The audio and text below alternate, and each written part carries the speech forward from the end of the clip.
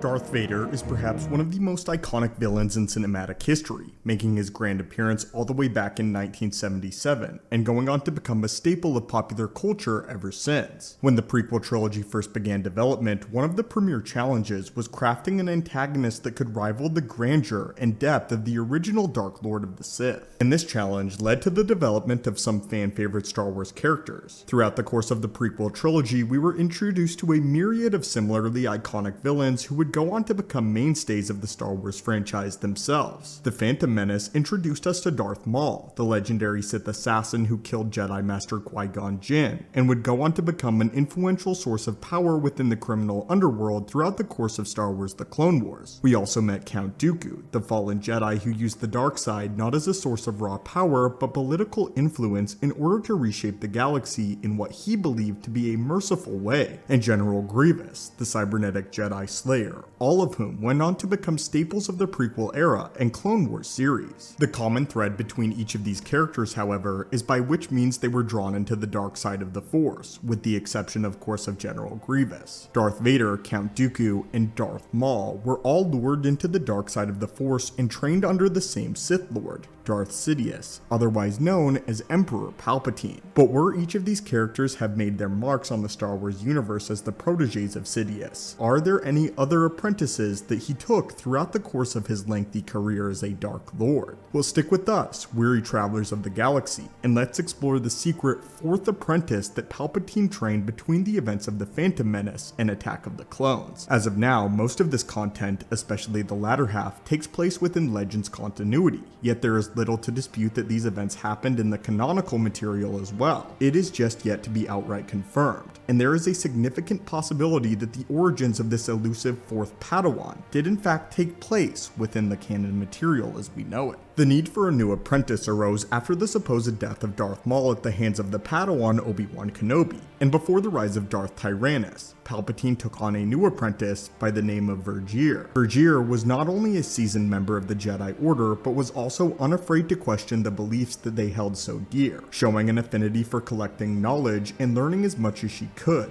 despite the protest of the Council.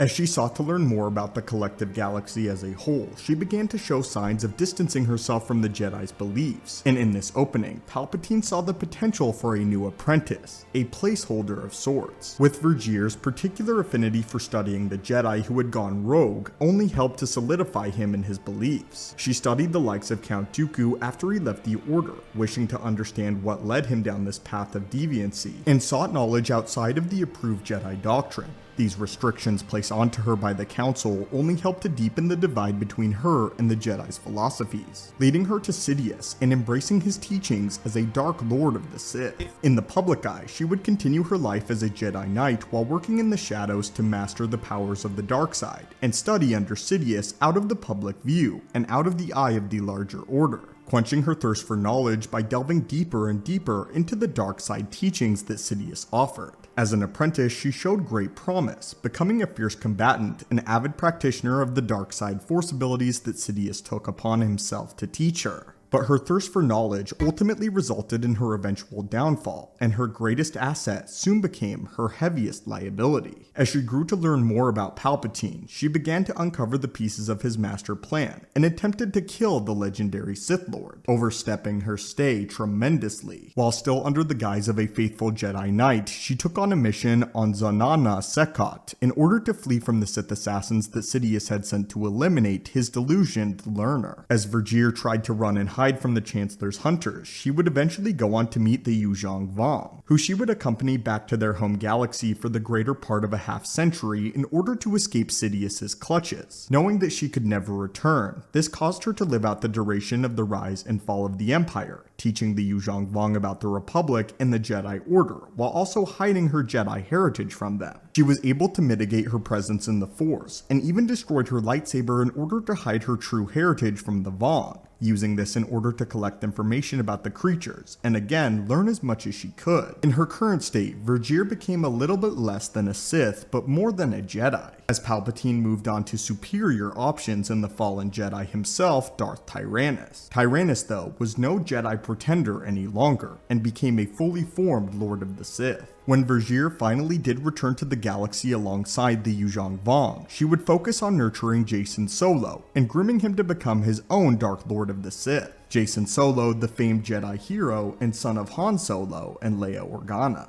As we know, Jacen Solo is a character who exists solely in Legends continuity, and if Vergere does in fact exist in the canonical material, this would be the likeliest place for her storyline to split from the canon series. In the Legends material, she came to connect with Palpatine's successor, Lumaya, who served as a self-proclaimed Dark Lady of the Sith, and the two later were able to learn from one another based on each other and their respective experiences as Darkside wielders. Both, though, were not true successors to Darth Sidious, as Lumaya was a far shadow from the Sith Lords that predated her. Still though, the two Dark Ladies would become the direct opposition to Luke Skywalker's newly formed Jedi Order, and the two agreed to focus their efforts on fully turning Jacen Solo and solidifying him as a Dark Lord of the Sith under their rule, realizing the raw potential that the Skywalker heritage holds, causing Vergere to take on much of a role as a Snoke, a dark side teacher hand in hand with Lumaya, with Jacen Solo very much mirroring the history and heritage of Kylo Ren, Ben Solo.